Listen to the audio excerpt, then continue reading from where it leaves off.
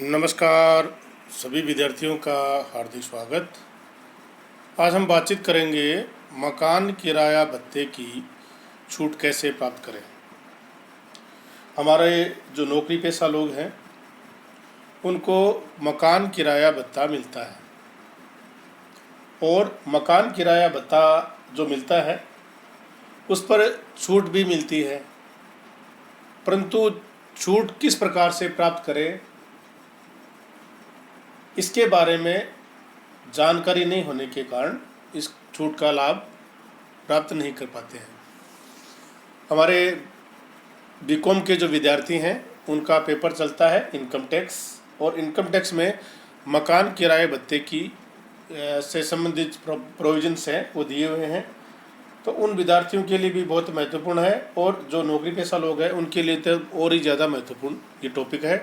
तो सभी विद्यार्थी पूरा ध्यान से सुने, क्योंकि हमारे परिवार में कोई न कोई गवर्नमेंट सर्विस से जुड़े हुए हैं तो उनको भी इसका फ़ायदा मिल सकता है। तो इसको ज़्यादा से ज़्यादा आप शेयर करें और इसको समझें। तो शुरू करते हैं, मकान किराए भत्ते की छूट कैसे प्राप्त करें।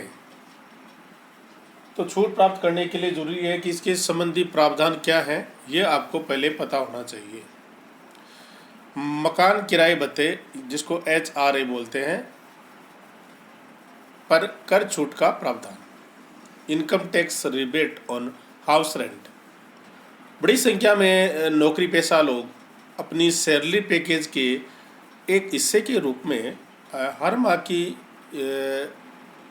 मकान किराया भत्ता HRA हासिल करते हैं, यानी उनको हर माह एक निश्चित अमाउंट है वो मकान किराया भत्ते के रूप में प्राप्त होता है।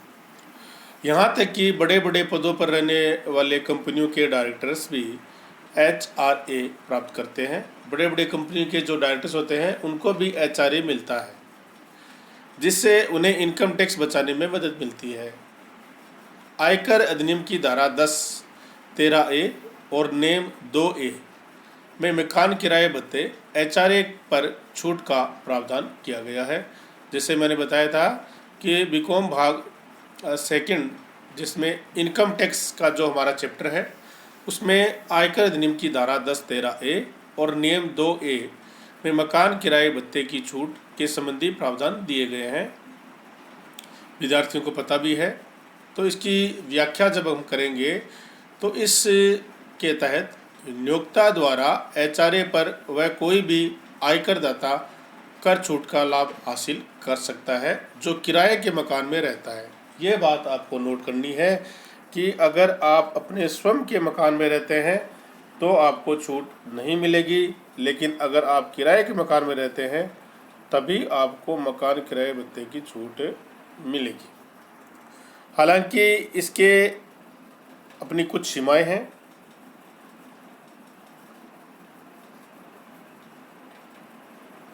अगर कोई कर्मचारी अपने स्वयं के मकान में रह रहा है तो उसे HRA पर में इनकम टैक्स का लाभ नहीं मिलेगा। यदि मकान खुद का है तो उसे HRA का लाभ नहीं मिलेगा। कब मिलेगा? जब वो किराए के मकान में रह रहा है। अब सेकंड जो प्रश्न आता है कि छूट लाभ प्राप्त करने के लिए रसीद कब जरूरी है।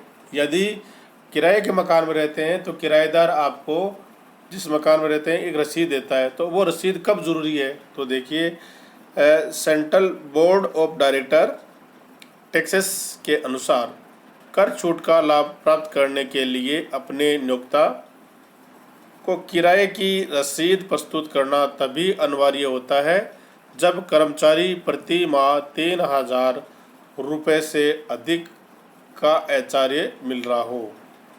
यानी कर्मचारी को 3,000 से अधिक रुपए का HRA मिल रहा हो तब आपको रसीद की जरूरत पड़ेगी।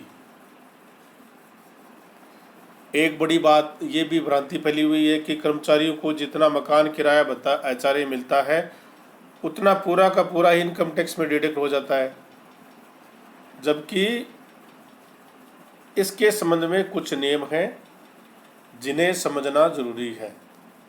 आपको पूरी की पूरी छूट मकान किराए भत्ते की नहीं मिलेगी। इसके संबंध में एक प्रावधान है इनकम टैक्स में, उस प्रावधान को समझना जरूरी है। एक नियम है। नियम क्या है?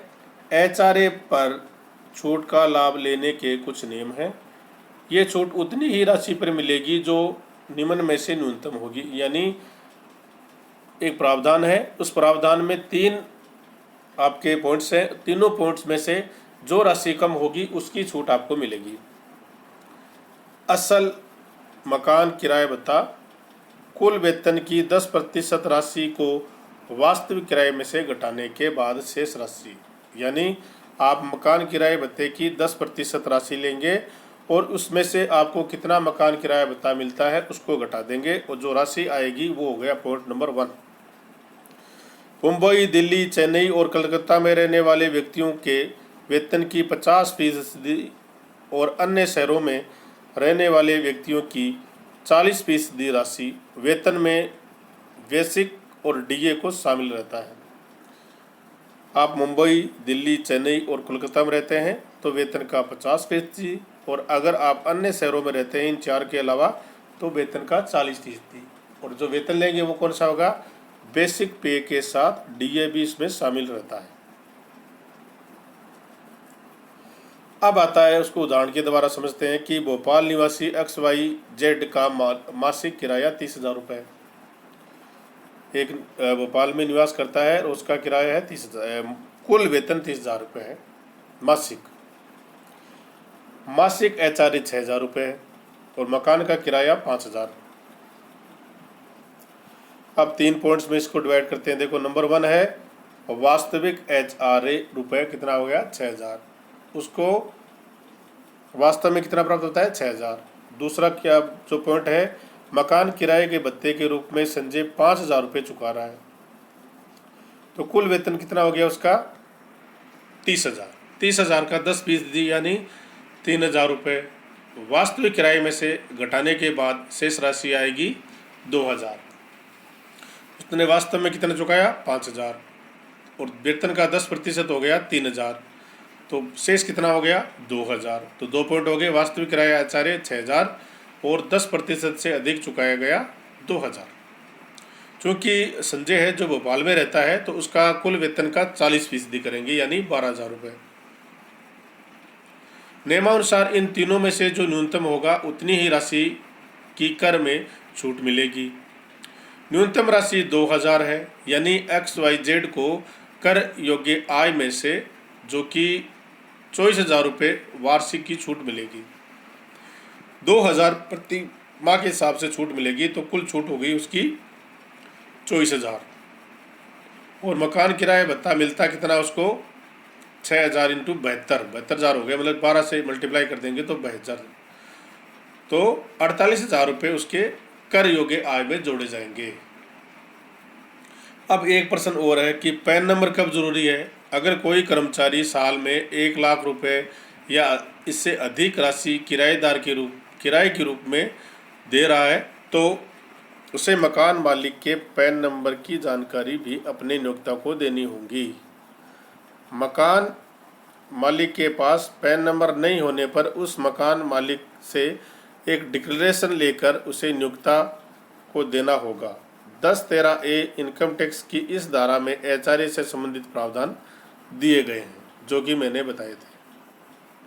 अब व्याख्या करते हैं कि मकान किराए भत्ते के संबंध में अक्सर भ्रम की स्थिति रहती है कि इसकी छूट आयकर में मिलेगी या नहीं, यदि हाँ तो कितनी, किराए की रसीद प्रस्तुत करनी होगी या नहीं, क्या इसके साथ मकान के स्वामी पैन नंबर को भी प्रस्तुत करना होगा।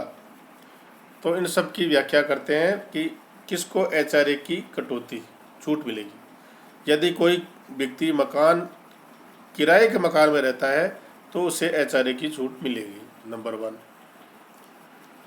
नंबर 2 की छूट कितनी मिलेगी? तो इसमें आपको बताए थे 3 पॉइंट हैं। निम्न 3 बिंदु में से जो राशि सबसे कम होगी वह आयकर मुक्त होगी, इनकम टैक्स फ्री होगी। नंबर 1 HRA की वास्तविक प्राप्त राशि, भुगतान किया गया किराया माइनस वेतन का 10% और वेतन का 40%, या वेतन से आसे बेसिक पे प्लस DA से है। उपरोक्त सभी की गणना वार्षिक आधार पर करनी होगी। इन सब की गणना कैसे करेंगे? वार्षिक आधार पर करेंगे। किराए की रसीद और मकान के स्वामी के पैन नंबर को उपलब्ध कराना कब आवश्यक है?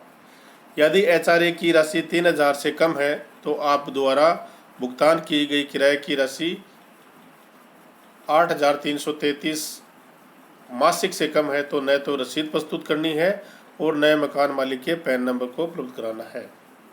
और बहुत से जो हमारे वेतनभोगी कर्मचारी हैं इसी श्रेणी में आते हैं, क्योंकि उनको जो मकान किराया भत्ता है वो बेसिक पे का 10% ही मिलता है। तो लगभग आप बात करें तो 8500 तक यानी 80,000 बेसिक पे जिसके हैं वो इस श्रेणी में आ जाते हैं। तो उनको न तो पैन नंबर की ज़रूरत है और न उनको रसीद की ज़रूरत है। और बहुत से अध्यापक बंधु जो हमारे टीचर्स जो होते हैं वो इसी श्रेणी में आते हैं। यदि एचआरए की प्राप्त राशि 3000 या इससे ज़्यादा है और भुगतान किए गए किराए की राशि 8333 रुपये से अधिक है, यदि आप 8333 रुपये से अधिक किराया चुका रहे मासिक, तब ये जो फर्स्ट नेम है वो लागू होगा। और 3000 से कम है तो कोई भुगतान की जो रसीद है वो प्रस्तुत करने की जरूरत नहीं है। परंतु यदि 3000 से ज़्यादा है और भुगतान किए गए किराए की राशि भी 8333 से कम है तो सिर्फ किराए की रसीद प्रस्तुत करनी है। 8333 से कम किराया चुका रहे और 3000 आपको मिल रहे हैं, 3000 या ज़्यादा मिल रहे हैं तो आपको पैन नंबर प्रस्तुत नहीं करना है, रसीद प्रस्तुत करनी है। और रसीद भी कैसी होंगी? आपको रेवेन्यू टिकट पर हस्ताक्षर करके वो रसीद प्रस्तुत करनी होगी।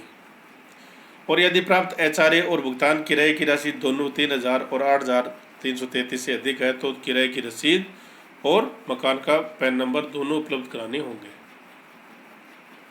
किराए की भुगतान की गई राशि में बिजली या मरम्मत के वे भी सम्मिलित हैं या नहीं है? तो मान लीजिए कि मिस्टर एक्स ब्लॉक के किसी स्कूल में अब प्रिंसिपल हैं और ललितपुर शहर में 4000 मासिक किराए के मकान में रहते हैं। उनका अन्य वे जैसे बेसिक पे आपके 2,01,720, DA 2,29,162 और एचआरए उनको 920 मिलता है। मल्टीप्लाई कर दिया 12 से तो 11,040। तो सबसे पहले 3 जो बिंदु हैं उस पर बात करते हैं। एचआरए की वास्तविक प्राप्त राशि 11,040 हो गई। किराए की रकम माइनस वेतन का 10%, तो कितना चुकाता है? 4,000 रुपये, तो 48,000 हो गए। माइनस बेसिक पे और DA को जोड़ते हैं, उसका 10% निकालेंगे तो 43,088 हो गया। 4,912 रुपये दोनों का डिफरेंस। और वेतन का 40%, बेसिक और DA को जोड़ के दोनों का 40% निकालेंगे। 1,72,353, 1,72,353, 4,912 और 11,040 में से सबसे कम हो गए आपके 4,912 जो आयकर से कर मुक्त होंगे। अतः एचआरए की राशि कुल कितनी? 11,040 में से 4,912 को घटा देंगे जो टैक्स फ्री हैं तो 6,128 रुपये पर टैक्स लगेगा। और यदि मिस्टर एक्स को संपूर्ण एचआरए की राशि आयकर से बचानी है और उसे और अधिक महंगे किराए के मकान में रहना है, अर्थात उसके द्वारा गणना का अंतर 4,912 की जगह अतः न्यूनतम रखना होगा। और उपयुक्त केस में मिस्टर एक्स को न तो किराए की रसीद प्रस्तुत करनी है और न पैन नंबर उनको उपलब्ध कराना है। तो इस प्रकार से हम वेतन में मकान किराए भत्ते की छूट प्राप्त कर सकते हैं। सभी विद्यार्थियों का बहुत बहुत धन्यवाद और इसको ज़्यादा से ज़्यादा शेयर करें ताकि सबको इसका लाभ मिल सके। धन्यवाद, बहुत बहुत धन्यवाद, थैंक यू।